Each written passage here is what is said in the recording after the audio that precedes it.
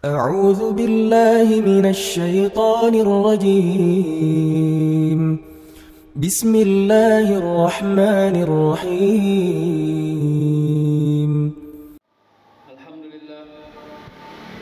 لله الذي وفق من أحبه لاتباع بدينه القويم، وأشهد أن لا إله إلا الله وحده لا شريك له الذي خلق الإنسان في أحسن تقويم، وأشهد أن محمدا عبده ورسوله الذي هدانا الناس به إلى صراط مستقيم، ومن سلكه فقد فاز بالعز والنعيم المقيم، ومن هاد عنه ذات الشمال وذات اليمين رمي به إلى نار الجحيم.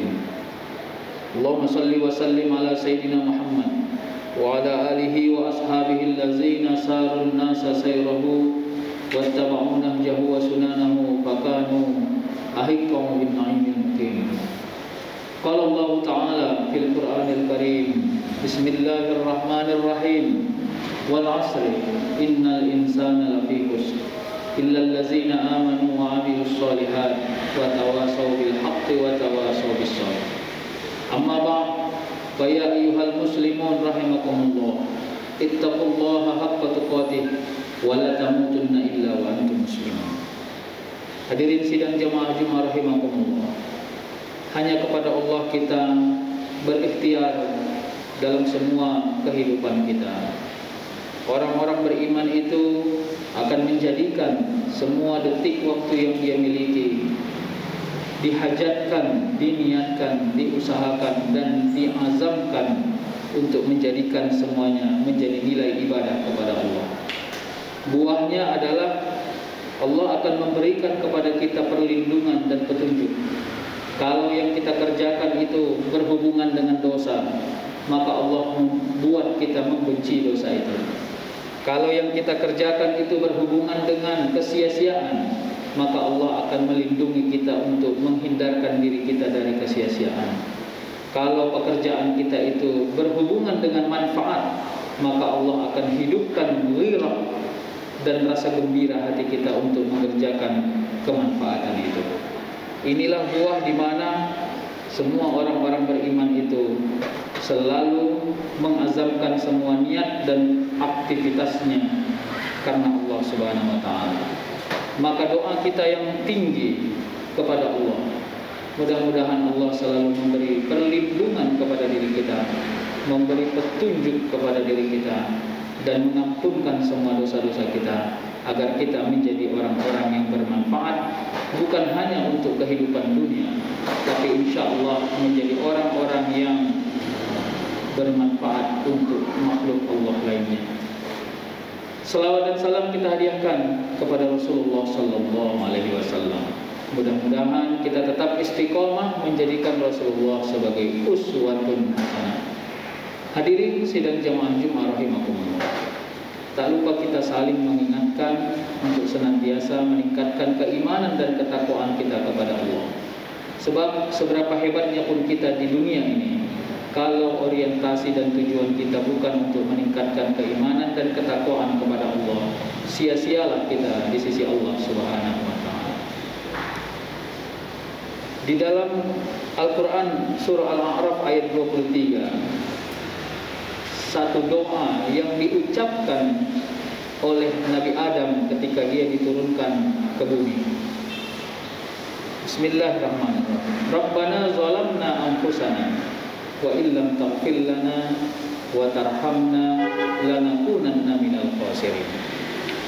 Seiring senada juga dengan doa Nabi Yunus yang juga dimaktubkan di dalam Al-Quran surah Al-Anbiya ayat 87, ketika dia berada di dalam perut ikan paus,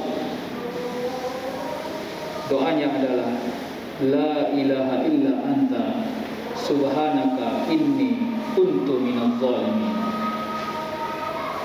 Dan doa-doa Nabi lain yang mungkin sudah termaktub di dalam Al-Quran. Kalau kita merujuk pada doa-doa ini, ada satu kata kunci yang menurut kita perlu kita pertajam analisisnya. Yang pertama, Nabi Adam ketika diturunkan ke bumi, sebab dia disangkakan melakukan satu kesalahan yang sebenarnya itu menjadi bagian dari larangan buah, memakan buah khuldi. Lalu doanya adalah Rabbana zolamna anfusana. Dia bilang, ya Allah, kami ini sudah menzalimi diri kami sendiri. Wa illam taghfir lana wa tarhamna lanakunanna minal khasirin. Dan kalau Engkau enggak mengampuni kami dan memberi rahmat kepada kami, maka kami ini adalah dari golongan orang-orang yang khasir. Khasir itu rugi dalam makna jasmani, rugi dalam makna batini. Pertanyaannya, kenapa langsung ada pengakuan oleh Nabi Adam tentang kezaliman? Kenapa Nabi Adam tidak berupaya mempertanyakan kepada Allah? Seharusnya, ya Allah, dengan salah yang kecil itu, berilah saya hak jawab untuk menerangkan kenapa saya lakukan itu. Tapi ternyata Nabi Adam tidak memilih hak interupsi. Dia langsung menyebutkan bahwa dirinya menzalimi dirinya sendiri. Kalau kita mau tarik ini dalam analisa falsafah yang lebih tinggi, bahwa memang pertama, tingkat keberimanan itu klimaksnya adalah merasa tahu tentang kesalahan, mengakui secara utuh kepada Allah, dan tidak berupaya mengkilas balik sehingga Allah memberi petunjuk kepada diri kita. Yang kedua, kita harus bisa paham bahwa ternyata dosa besar yang selalu sering menyeret-nyeret kita adalah karena kita sering menzalimi diri kita sendiri. Kalau kita mau pakai analisis yang logik, sebenarnya manusia tak akan mungkin menzalimi dirinya, karena kezaliman itu bagian dari rasa sakit ketika menerimanya. Tapi kenapa dalam konteks ayat ini Nabi Adam mengatakan dia menzalimi dirinya sendiri? Karena kezaliman manusia kepada dirinya sendiri berhubungan dengan keabaian dan kelalaian dirinya memberi protek dan penjagaan yang tinggi terhadap kualitas dirinya. Sederhananya, mampu dia berbuat baik tapi tidak mengerjakan kebaikan. Mampu dia meninggalkan dosa tapi memilih tetap mengerjakan dosa. Mampu dia menghindarkan kesia-siaan tapi dia lebih memilih menikmati kesia-siaan. Inilah yang disebut dengan kurangnya keawasan diri terhadap semua yang mampu kita kerjakan atau semua yang mampu kita tinggalkan, sehingga inilah yang disebut dengan manusia yang selalu menzalimi dirinya sendiri. Maka oleh karenanya ini juga menjadi nilai yang paling tinggi. Kalau rasa takut kita tinggi kepada Allah, takut dalam makna bukan Allah menakutkan, tapi takut dalam makna bahwa kita khawatir perbuatan kita menjadi sia-sia di hadapan Allah. Kalau rasa takut itu tinggi nilai sensitivitasnya, maka takkan mungkin kita berupaya bersengaja melakukan kecurangan di hadapan Allah. Bahkan dalam satu riwayat disebutkan, la ta'ata li makhluqin fi maksiatillah. Jangan pernah engkau patuh kepada siapapun di muka bumi ini untuk bermaksiat kepada Allah Subhanahu wa ta'ala. Maka oleh karena itu, inilah yang menjadi prinsip yang tegas. Maksiat kepada Allah itu bisa dilihat dari dua pendekatan. Pertama, kecurangan kita kepada Allah secara vertikal. Maknanya mengingkari tauhid, mengingkari syahadat, mengingkari rukun iman, mengingkari rukun Islam. Yang kedua, keingkaran secara horizontal. Kita mampu melakukan kebaikan dan perbaikan, tapi kita memilih untuk melakukan kecurangan-kecurangan. Ini cukup menggelisahkan bagi orang-orang yang masih merasa memiliki keimanan. Kita berdoa secara kuat agar pemerintah kita kepada masyarakatnya, memberi protek yang tinggi.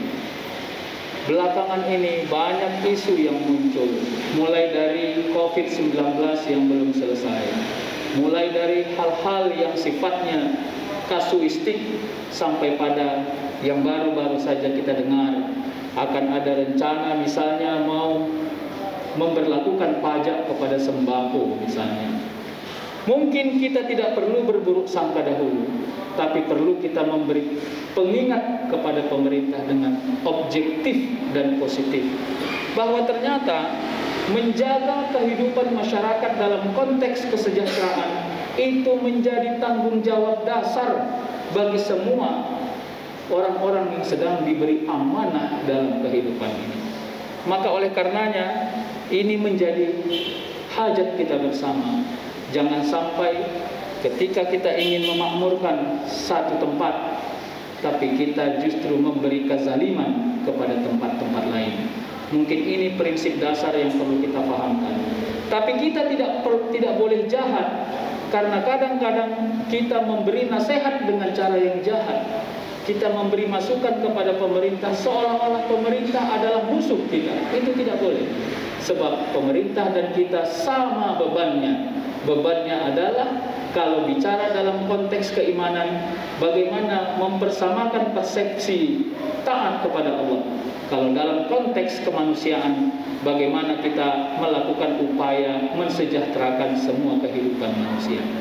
Hadirin sidang jamaah Jumat rahimakumullah, Rasulullah saja dalam konteks sosial, bahkan perbuatan baiknya bukan hanya menyentuh orang-orang Islam, tapi perbuatan baiknya juga ikut menjadi bagian dari berbuat baik kepada orang-orang yang berbeda agama dan keyakinan kepada dirinya.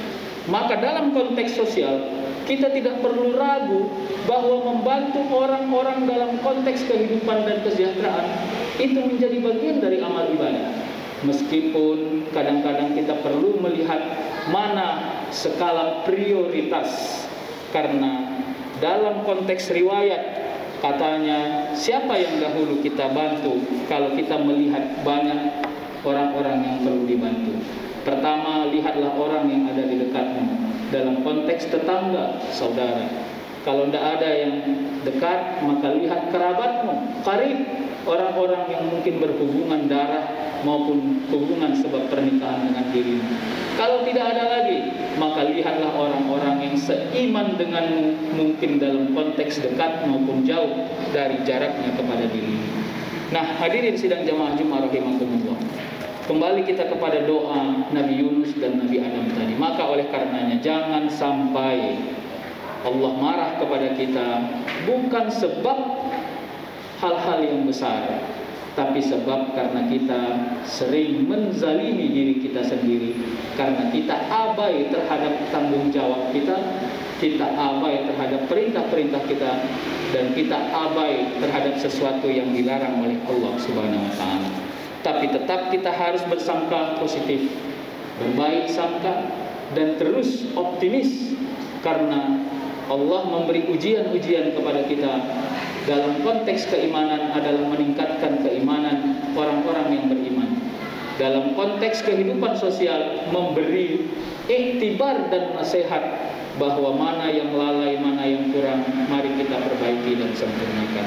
Mudah-mudahan khutbah yang singkat ini memberi manfaat kepada diri kita semua, terutama untuk meningkatkan keimanan dan ketakwaan kita kepada Allah Subhanahu wa taala. Barakallahu li wa lakum fil Qur'anil azim wa nafa'ani wa iyyakum bima fihi minal ayati wa zikril hakim. Wa taqabbal minni wa minkum tilawatahu innahu huwal ghafurur rahim.